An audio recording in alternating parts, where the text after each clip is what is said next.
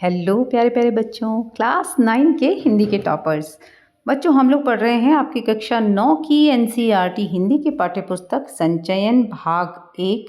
इसका पाठ 3 कल्लू कुम्हार की ऊनाकोटी हम लोगों ने बहुत अच्छी तरह से बच्चों पढ़ा था।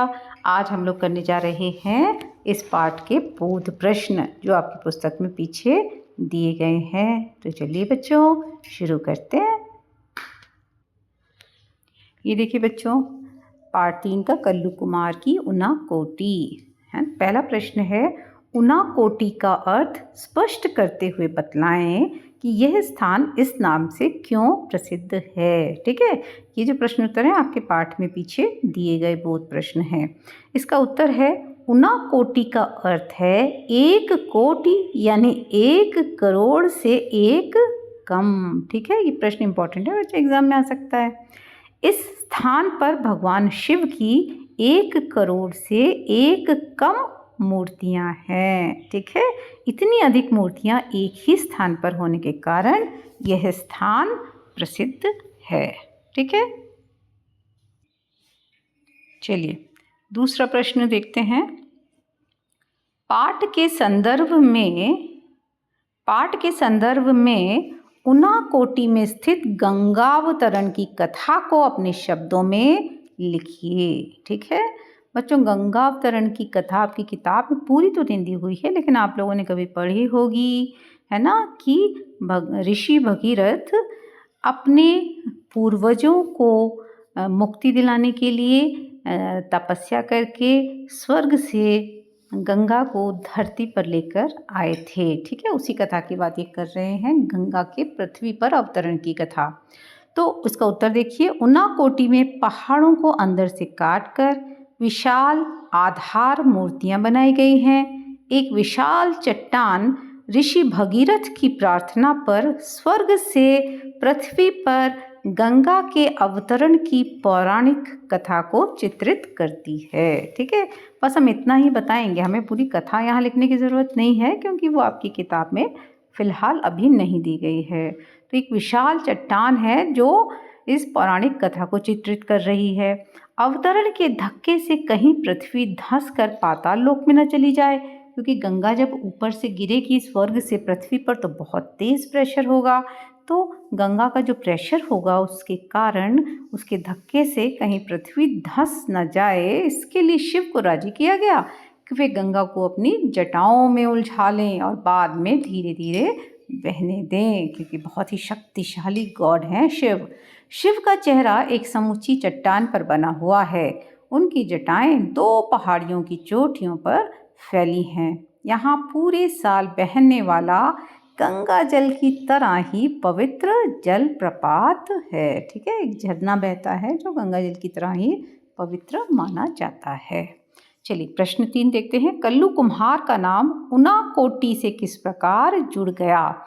इसका उत्तर देखिए, स्थानीय आदिवासियों के अनुसार कल्लू कुम्हार ने ही ऊनाकोटी की शिव मूर्तियों का निर्माण किया है। ठीक है, वहाँ के स्थानीय आदिवासी ऐसा मानते हैं। हालांकि जो है अभी ये चिन्हित नहीं हुआ है फाइनली कि किसने ये मूर्तियाँ बनाई हैं, लेकिन चूंकि वहाँ के लोग मानते हैं ऐसे आदिवासी स्थानीय, तो इसलिए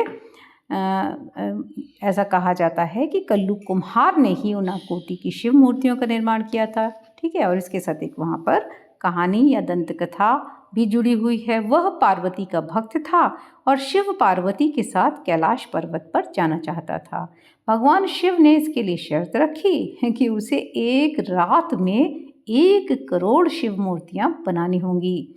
कल्लू ने रात भर मूर्तियां बनाई, लेकिन सुबह होने पर एक मूर्ति कम निकली। शिव ने इसी बात का बहाना बनाते हुए कल्लू कुम्हार को अपनी मूर्तियों के साथ ऊनाकोटी में ही छोड़ दिया और चलते बने। इसी मान्यता के कारण कल्लू कुम्हार का नाम ऊनाकोटी से जुड़ गया। ठीक है बच्चों, प्रश्न 4 देखते हैं। मेरी रीढ़ में, ये लेखक कह रहे हैं, मेरी रीढ़ में एक झुरझुरी सी दौड़ गई। लेखक के इस कथन के पीछे कौन सी घटना जुड़ी है। तो इसका उत्तर देखिए, लेखक और उसका कैमरामैन हथियारबंद गाड़ी में राजमार्ग संख्या 44 पर सीआरपीएफ की सुरक्षा में, सीआरपीएफ क्या होता है? केंद्रीय रिजर्व पुलिस बल, सेंट्रल रिजर्व पुलिस फोर्स को कहते हैं, की सुरक्षा में चल रहे थे। लेखक अपने काम में इतना व्यस्त था कि उसके मन में डर के लिए जगह ही नहीं थी। लेकिन जब एक सुरक्षाकर्मी ने निचली पहाड़ियों पर रखे 2 पत्थरों की ओर ध्यान आकृष्ट करके कहा कि 2 दिन पहले उनका एक जवान विद्रोहियों द्वारा मार डाला गया था, तो यह सुनकर लेखक की रीढ़ में एक झुरझुरी सी दौड़ गई, यानी कि वो एकदम से डर गए। प्रश्न 5 देखिए, त्रिपुरा बहुधार्मिक समाज का उदाहरण कैसे बना? तो इसका उत्तर है, त्रिपुरा में विभिन्न धर्मों को मानने वाले लोग बाहरी क्षेत्रों से आकर बस गए हैं। त्रिपुरा में 19 अनुसूचित जनजातियों और विश्व के 4 बड़े धर्मों का प्रतिनिधित्व मौजूद है, जिसमें से 2 कबीले महायानी बौद्ध हैं। इस प्रकार यह राज्य बहुधार्मिक समाज का उदाहरण बन गया है। ठीक है, बहुधार्मिक समाज का मतलब जहाँ बहुत सारे धर्मों के मानने वाले लोग एक साथ रहते हैं। प्रश्न 6 देखते हैं, टीलियामुरा कस्बे में लेखक का परिचय किन 2 प्रमुख हस्तियों से हुआ और समाज कल्याण के कार्यों में उनका क्या योगदान था? तो इसका उत्तर देख लेते हैं बच्चों। टीलियामुरा कस्बे में लेखक का परिचय जिन 2 प्रमुख हस्तियों से हुआ उनमें एक हैं हेमंत कुमार जमातिया, जो त्रिपुरा के प्रसिद्ध लोक गायक हैं। ठीक है, जमातिया 1996 में संगीत नाटक अकादमी द्वारा पुरस्कृत किए जा चुके हैं। अपनी युवावस्था में वे पीपल्स लिबरेशन ऑर्गेनाइजेशन के कार्यकर्ता थे, पर अब वे चुनाव लड़ने के बाद जिला परिषद के सदस्य बन गए हैं। ठीक है, लेखक की मुलाकात दूसरी प्रमुख हस्ती मंजुश्री दास से हुई, जो आकर्षक महिला थीं। वे रेडियो कलाकार होने के साथ साथ नगर पंचायत की सदस्या भी थीं। उन्होंने अपने वार्ड में स्वच्छ पेयजल की व्यवस्था करने, नल का पानी वार्ड तक पहुंचाने और मुख्य गलियों में इन्हें पहुंचाने के लिए काफ़ी प्रयास किया था। ठीक है, अब देखते हैं प्रश्न 7। कैलाश शहर के जिलाधिकारी ने आलू की खेती के विषय में लेखक को क्या जानकारी दी? तो इसका उत्तर देखिए बच्चों। कैलाश शहर के जिलाधिकारी ने लेखक को बताया कि यहाँ बुआई के लिए पारंपरिक आलू के बीजों की बजाय TPS, जिसे टरू पोटैटो सीड्स कहा जाता है, नामक अलग किस्म के आलू के बीज का प्रयोग किया जाता है। इस बीज से कम मात्रा में ज़्यादा पैदावार ली जा सकती है। जहां 1 हेक्टेयर आलू की बुआई के लिए 2 मीट्रिक टन बीज लगता था पहले, है ना, 2 मीट्रिक टन बहुत ज़्यादा होता है, वहीं TPS केवल 100 ग्राम ही काफ़ी होता है। अब देखो कितना ज़्यादा फर्क पड़ रहा है ना बच्चों। यहाँ के निवासी इस तकनीक से काफ़ी लाभ कमाते हैं। चलिए प्रश्न 8 और आपके बोध प्रश्न का अंतिम प्रश्न है ये, त्रिपुरा के घरेलू उद्योगों पर प्रकाश डालते हुए अपनी जानकारी के कुछ अन्य घरेलू उद्योगों के विषय में बताइए। इसका उत्तर है, त्रिपुरा के लघु उद्योगों में मुख्यतः बांस की पतली पतली सीकें तैयार की जाती हैं। इनका प्रयोग अगरबत्तियां बनाने में किया जाता है।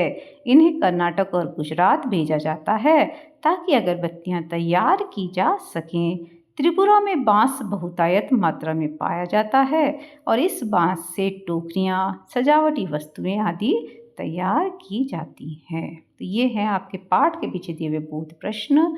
आशा करती हूँ बच्चों आपको समझ में आ रहे होंगे। ठीक है, चलिए जिन बच्चों ने चैनल को सब्सक्राइब नहीं किया है, एक बार फिर आपको याद दिला दूँ, है ना, चैनल को सब्सक्राइब कर लीजिए। आगे हम लोग एक्स्ट्रा क्वेश्चंस करेंगे। चलिए अगले वीडियो में एक्स्ट्रा क्वेश्चन के साथ आपसे फिर मिलेंगे बच्चों। तब तक के लिए जय भारत, जय हिंद।